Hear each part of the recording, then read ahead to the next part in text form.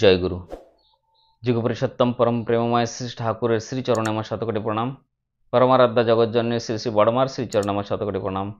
পরম পূজ্যপাদ বড়দার শ্রীচরণে আমার শতকোটি প্রণাম। পূজ্যপাদ আচার্যদেবের শ্রীচরণে আমার শতকোটি প্রণাম।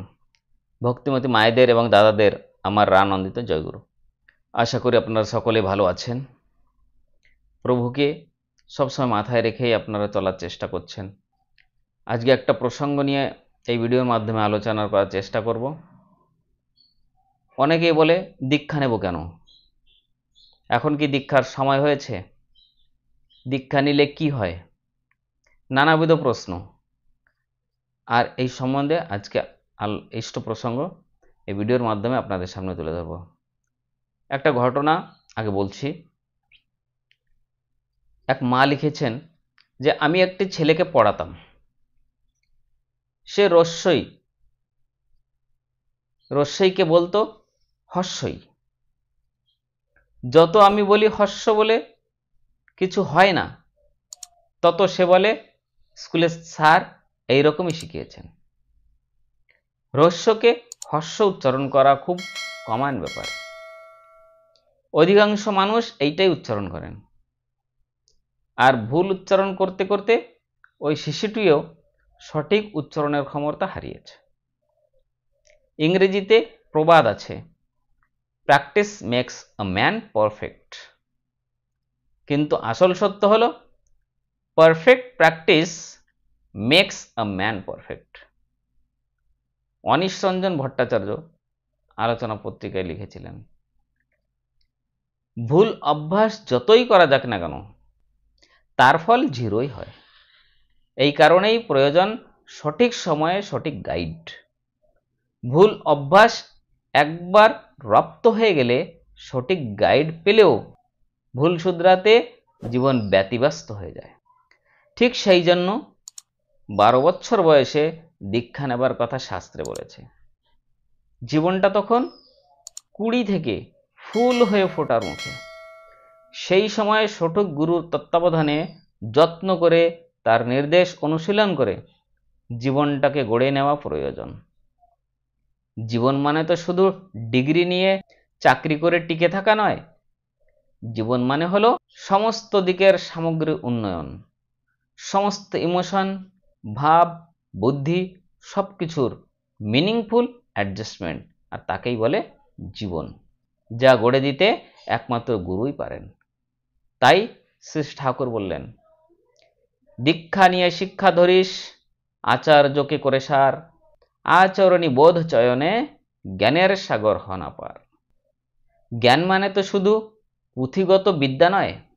এই সংসার সমুদ্রে খাবি না খেয়ে কি করে সে নিজের সাথে সাথে পারিপার্শ্বিক সবার বেঁচে থাকা ও বৃদ্ধি পাওয়াকে সুনিশ্চিত করা যায়। পরিবেশের সাথে সেই অ্যাডজাস্টমেন্টটাই হলো জ্ঞান। আর এই জ্ঞানের সাগর একমাত্র গুরুর হাত ধরেই পেরোনো সম্ভব। যেমন হনুমানের হয়েছিল, ঠিক তেমনি এ কারণেই দীক্ষার এত প্রয়োজন। দীক্ষা নিলে মানুষ দক্ষ হয়। দীক্ষা নিলে মানুষ দক্ষ হয়, জীবন চালনায় দক্ষ। দীক্ষা মানেই দক্ষ, সেই জন্য দীক্ষার প্রয়োজন আছে, গুরুর প্রয়োজন আছে।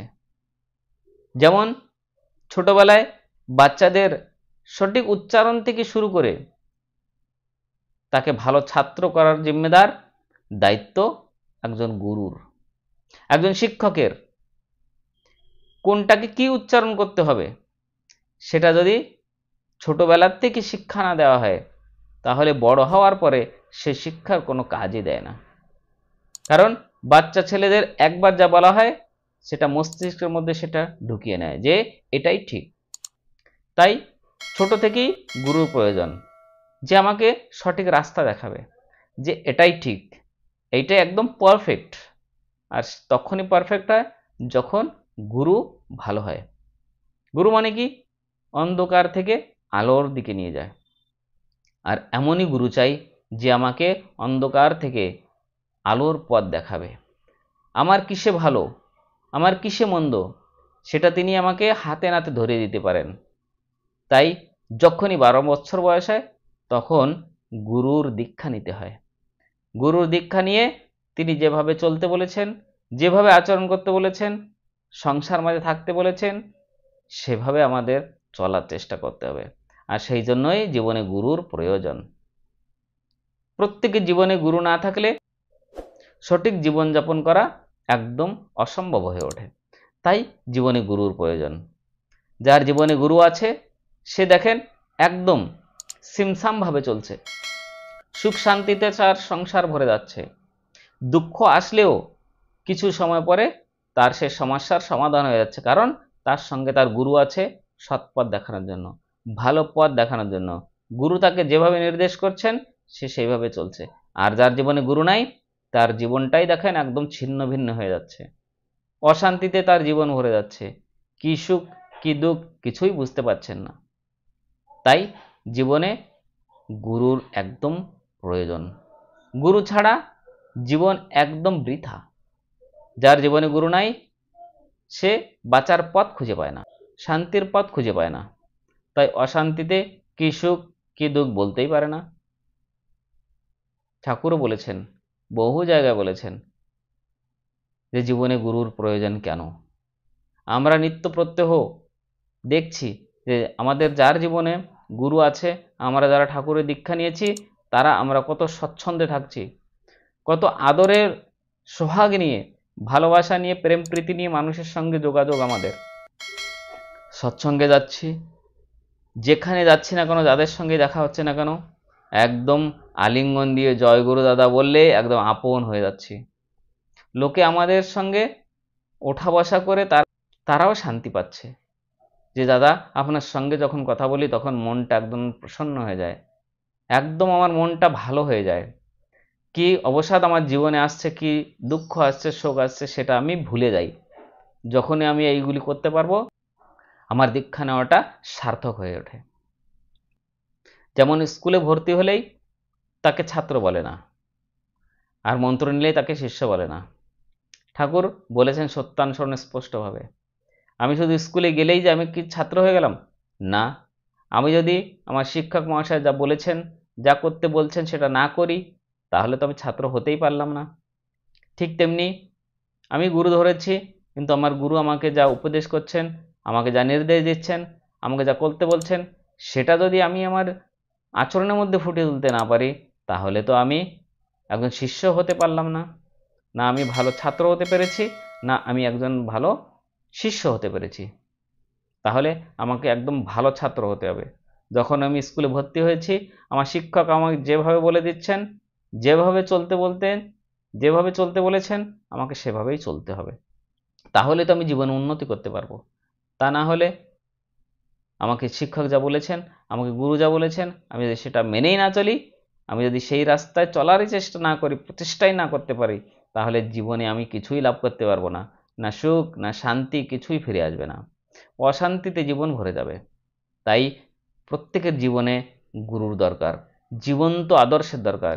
তাই পরম প্রেমময় শ্রী ঠাকুর অনুকূলচন্দ্র এসছেন সেই বাঁচা বাড়ার নতুন পথ দেখাতে।